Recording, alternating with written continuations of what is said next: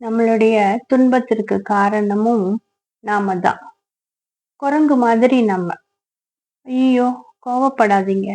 குரங்கு மாதிரி அப்படின்னு சொன்னதுக்கு ஒரு சின்ன கதை சொல்றேன். குரங்கு பிடிக்க முடியுமா? கட்டாயம் பிடிக்கவே முடியாது இல்லையா? ஓடிக்கிட்டே இருக்கும். தாவி தாவி தாவி ஓடி போயிடும். ஆனா அத சாமர்த்தியமா பிடிப்பாங்க. எப்படி தெரியுமா?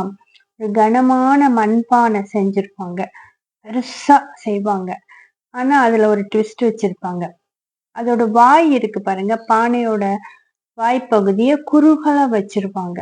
ஆனா பானை பெருசா இருக்கும்.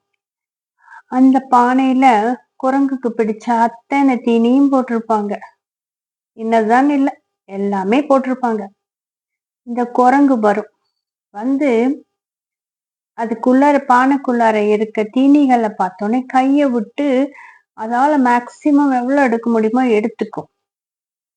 எடுத்துட்டு கைய வெளியில இழுத்தா வராது. ஏன்னா அந்த பானையோட வாய் சிறியதா இருக்குல்ல. என்ன முயற்சி பண்ணாலும் அதால கைய எடுக்க முடியாது. இந்த குரங்குக்கு தெரியாது இத விட்டா நம்மளோட கைய எடுத்துடலாம் அப்படின்னு. அதுக்கு தேவை அதோட தின்பண்டங்கள் மட்டும்தான்.